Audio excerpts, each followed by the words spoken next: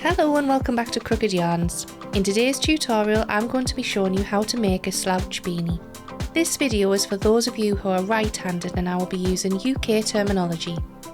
If you need the left-handed version or US terminology, you will find a link to these videos in the description below, along with the links to the materials and tools that I'm using today.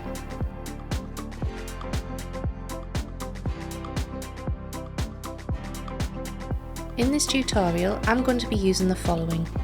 The yarn that I'm going to be using today is by Woolcraft. It's a double knit weight yarn and a 100-gram ball has approximately 300 metres. You can substitute this for any other double knit yarn. For my tutorial I used approximately 70% of the ball. You'll need a pair of scissors or thread clippers to trim down the tails of your yarn. You will need a blunt darning needle and a sharp darning needle. And if you wish to use them, you will need 2 stitch markers. I used 2 crochet hooks for this tutorial. The first one that I will be using for the brim of the hat is a 3.5mm crochet hook. For the main body of the hat, I will be using a 4mm crochet hook. If you wish to use the same items as me, you will find links to these in the description below. So, without further ado, let's get on with the tutorial. We are going to start by making the brim of our hat. You're going to need your 3.5mm crochet hook and we're going to make a slip knot. You're then going to chain 11. If you need any help or guidance on how to make a slip knot and chain, please see the link in the top right hand corner of the screen now for my tutorial.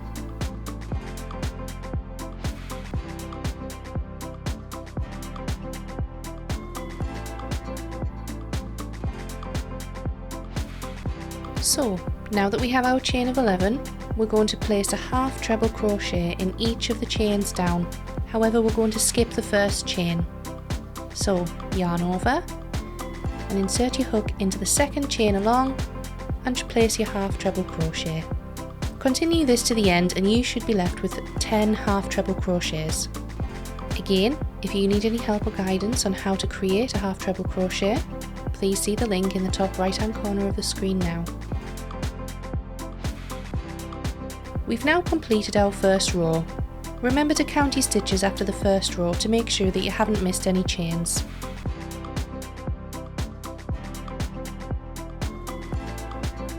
We're now going to turn our work and we're going to be stitching into the back loop of the previous stitches.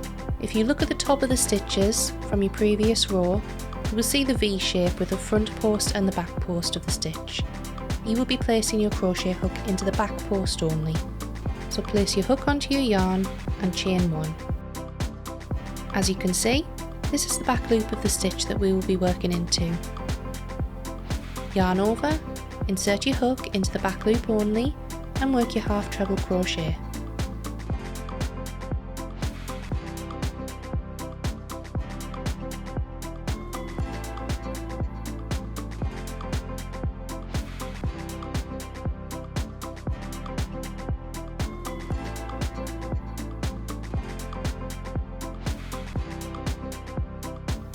After working your second stitch, you can place a stitch marker if you need to.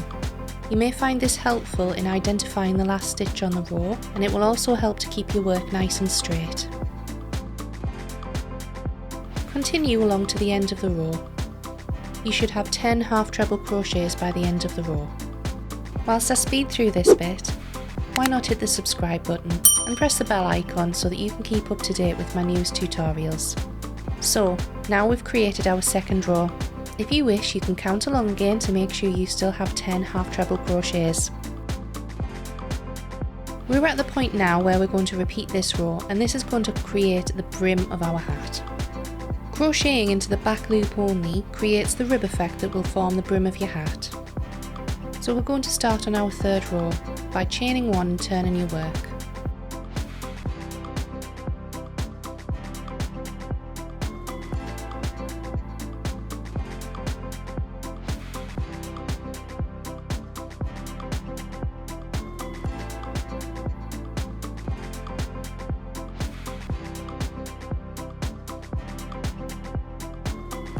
After your second stitch, remember to place your stitch marker in your first stitch so that you know where the edge of your work is.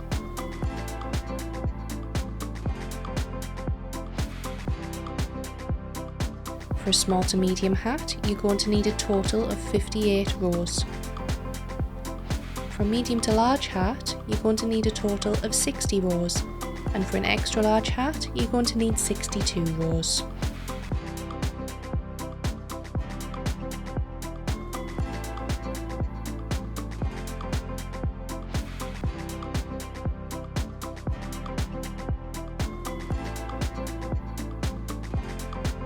I've now completed the brim of my hat, and I've done a small to medium size, which is 58 rows. As you can see, working into the back loop of the stitch creates the nice rib effect that we're going to be using for our hat. The next thing we need to do is stitch our ends together. So you want to bring them together so that they meet. We're going to be placing slip stitches into the row that we've just completed and the chain row that we started with.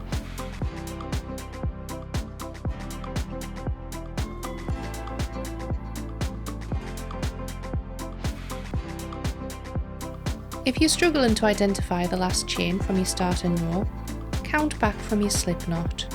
You should count back 10 stitches.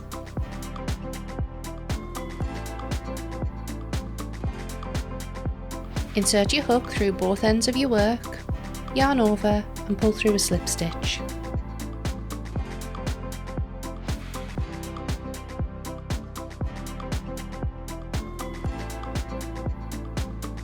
Continue this all the way along, and don't forget to count along as you go so that you don't miss any stitches.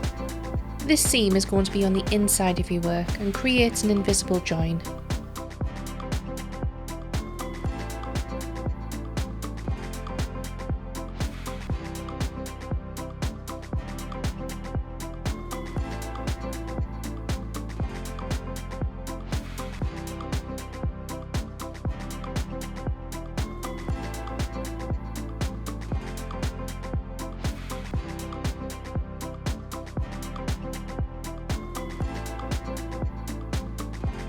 Once you've completed this slip stitch row, pull up a long loop and turn your work the right way around. As you can see, our seam is now invisible, and if you wanted to make just a headband, this would be a good place to stop.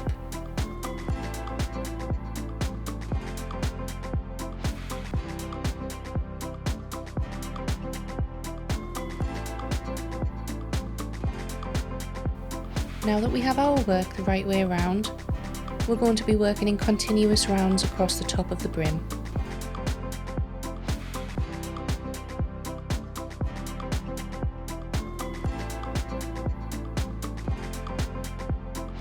Because we've turned the brim of the hat round, you'll find that your yarn goes through the centre of the brim, so you're going to need to put it through in order to continue working.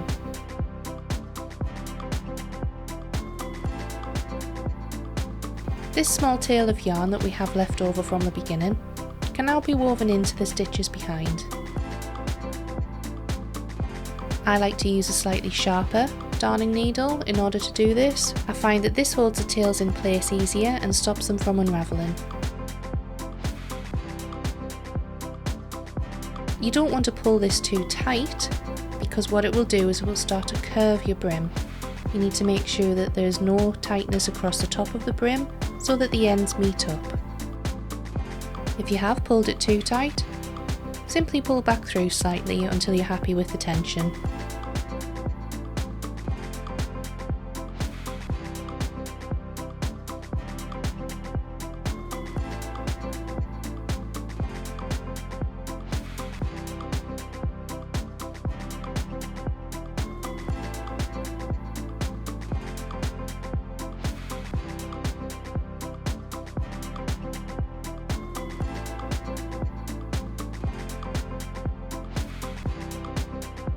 Then we can snip the tail, and that's our brim completed.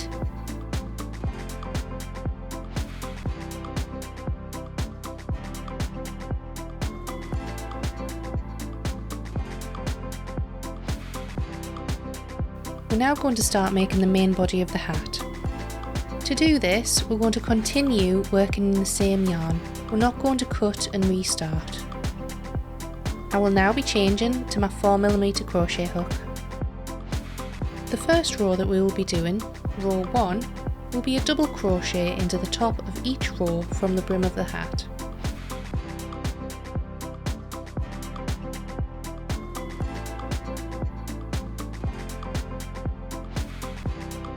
you look here, you can see that this is the last row from the brim of the hat. This is where we will place our first stitch. You're going to continue to stitch around until you get back to the starting point. We're now going to be working our stitches into the rows of the brim. These rows are worked in rounds and you won't need to turn your work.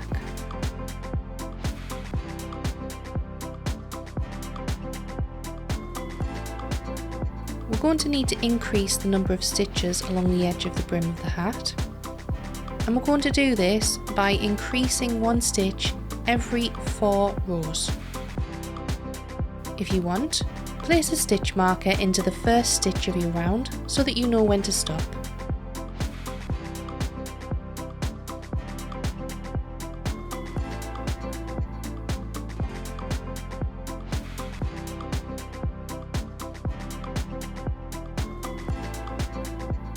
If you are making a small to medium hat like me, you will find that you increase the amount of stitches in your round up to 72.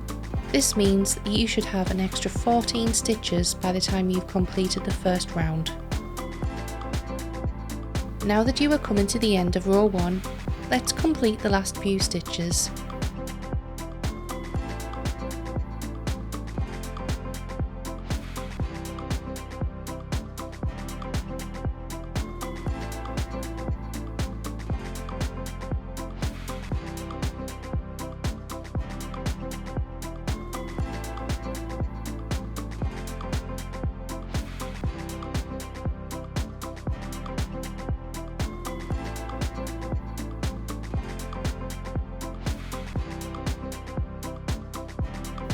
We're going to place a slip stitch into the first stitch from our round. This completes row 1.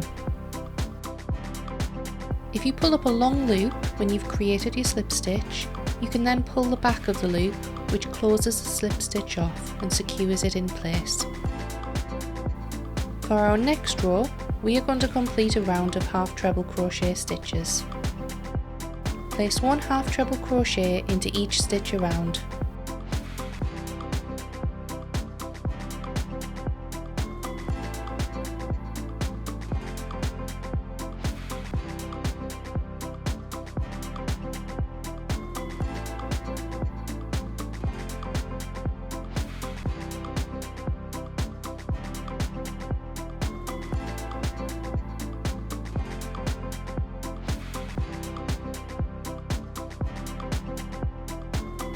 We're now coming to the end of round 2 and I have 3 stitches left.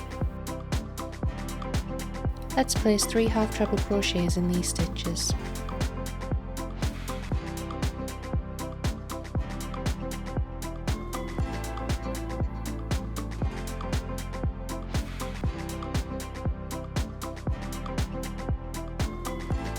You are now going to place a slip stitch into the top of the first stitch of round 2.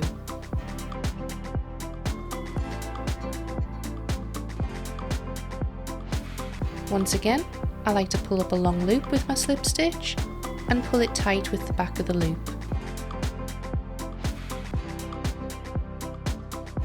We're now going to start on round 3. Round 3 is simply treble crochets that create a cross pattern. The first thing we're going to do is chain 3. You're going to skip the stitch with the chain 3 in it, and you're going to skip the stitch next to it. And you're going to place a treble crochet into the stitch after that. Once you've created your first treble crochet, we're going to make another treble crochet and we're going to place this into the stitch behind your first one. This is a stitch that we previously skipped and not the stitch with the chain 3 in. You've now created your first crossover stitch. To continue, you're going to skip the next stitch and place a treble crochet into the one after. I would advise that when doing the crossover stitch, pull your yarn up a little bit looser so that the stitches aren't too tight.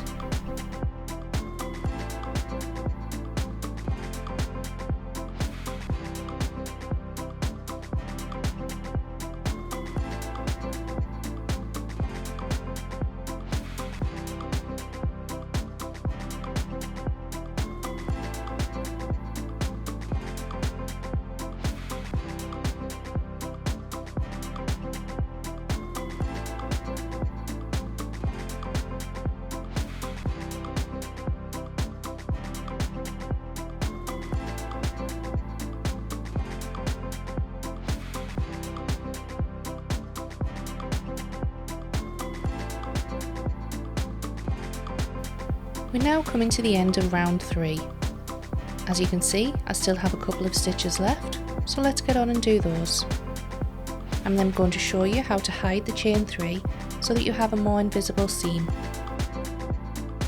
Remember to skip your next stitch and place your treble crochet into the stitch after. Your following treble crochet is then worked into the stitch behind. Your last stitch is going to be worked so that we hide the chain 3 behind your treble crochets. You're going to skip this stitch and you're going to place your first treble crochet into the stitch with the chain 3 coming out. When inserting your hook and pulling up a loop, remember not to crochet around the back of the chain 3. Make sure that you pull your loop through underneath the chain 3 so that it remains at the back of your work. Place your last treble crochet into the previously skipped stitch, and then we're going to slip stitch into the top of the first treble crochet from round 3.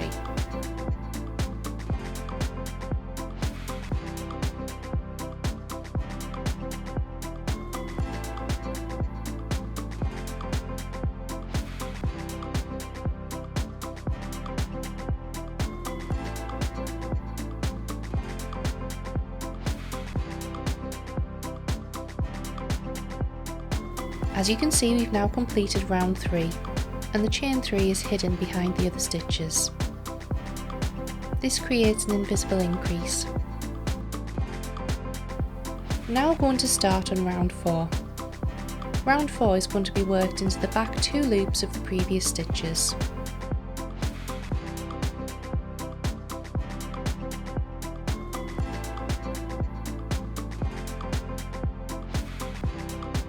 As you can see, this is the top stitch, this is the back loop, and this is the second back loop.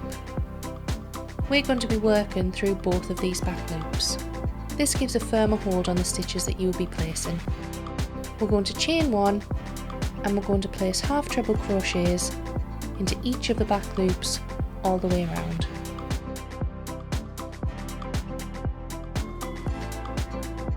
Once again, you can see that we're going to be placing our stitch into the back 2 loops from the previous round.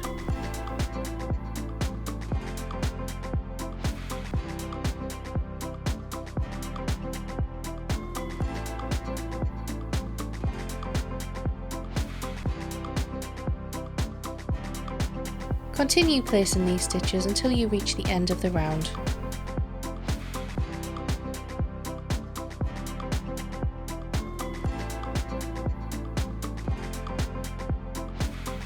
As you can see, we're now coming to the end of round 4.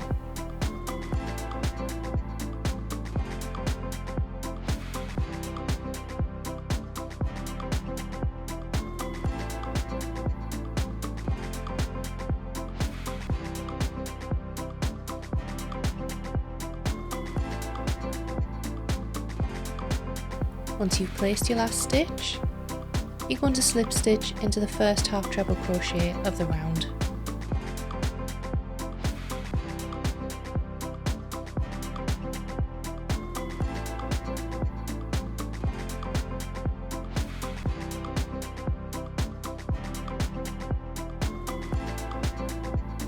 As you can see, we've now completed 4 rounds for the main body of our hat.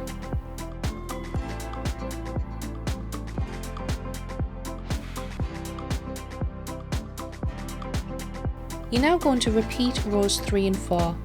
If you're making a small to medium hat, you're going to continue until your work measures 18 centimeters from the top of the brim. If you're making a medium to large hat, it needs to measure 20 centimeters. And if you're making an extra large hat, it needs to measure 22 centimeters.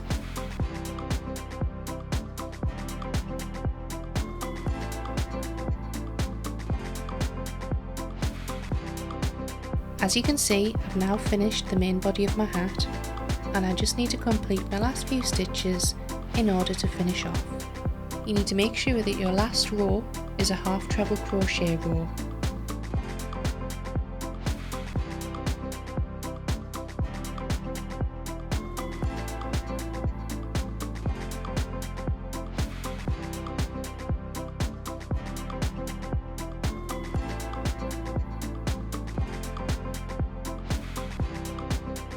When you've completed your last half treble crochet, slip stitch into the top of the first stitch of the round.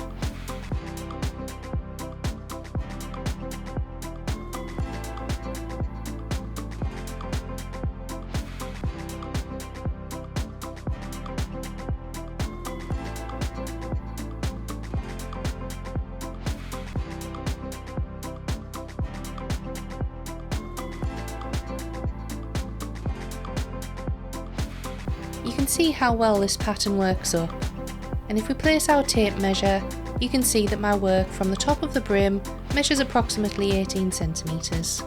Don't worry if your work is a little bit over this, it just adds to the slouch of the beanie.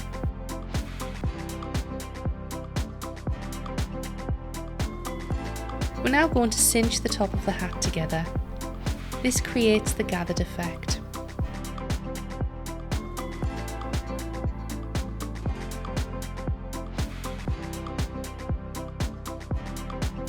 First, we're going to need to pull up a long tail, approximately 12 to 18 inches. You can then cut your yarn and get rid of the excess.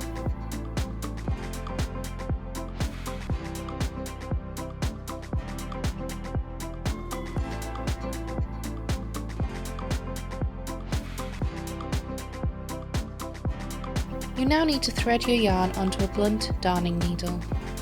Now the reason we do this is so that when you are weaving your yarn in and out, it doesn't separate the yarn fibres. This will make it harder to pull if this happens.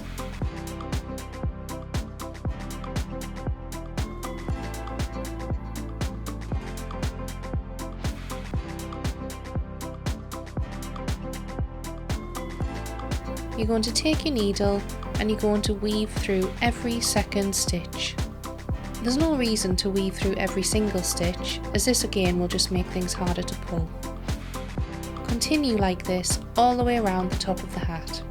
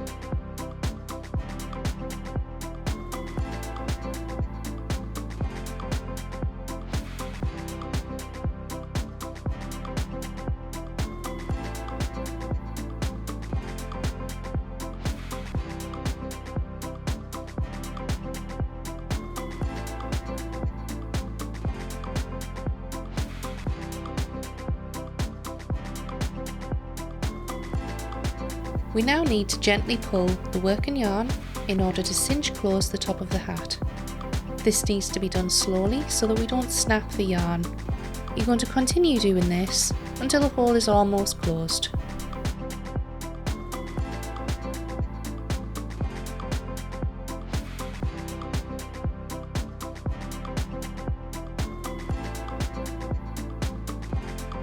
When you get to the point that the hole is about the width of your finger, pass your needle through to the inside of your hat. Once you've brought your needle through, pull up your yarn and turn your hat inside out. Continue to pull your working yarn until the circle is closed.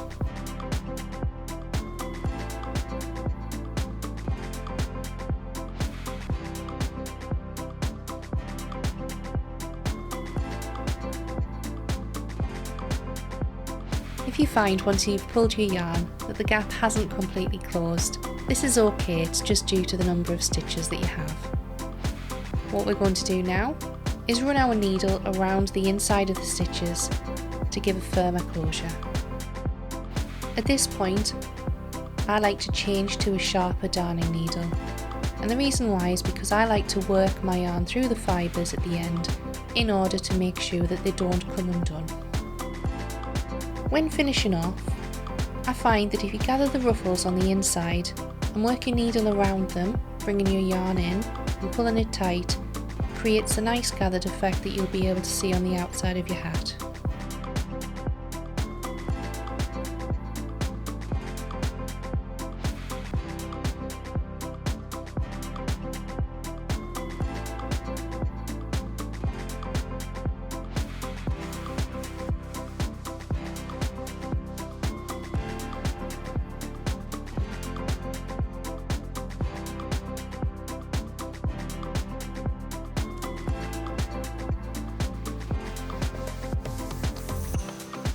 If we turn our hat over, you will now see that the gap is completely closed, and all we need to do is tie our yarn off.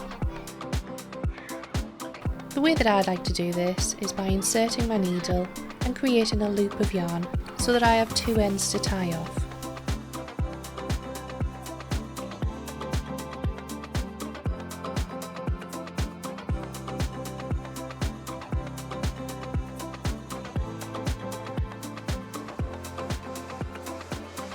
Leave a long loop free and create a couple of standard knots.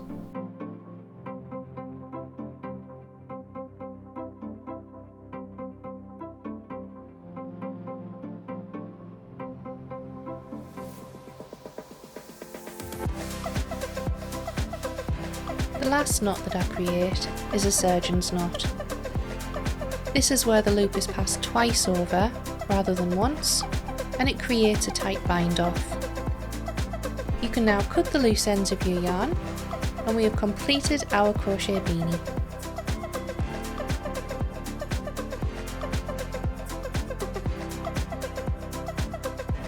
You can turn up the brim and create a normal beanie, or you can leave it down and have a slouch beanie. So, now that you've watched my tutorial on how to make a slouch beanie, let me know in the comments below how you got on, or if you have any questions. Likewise, you can join me over on my Facebook page to share your creations. If you found this tutorial helpful, please like and subscribe to keep up to date with my latest releases, and I will see you again soon.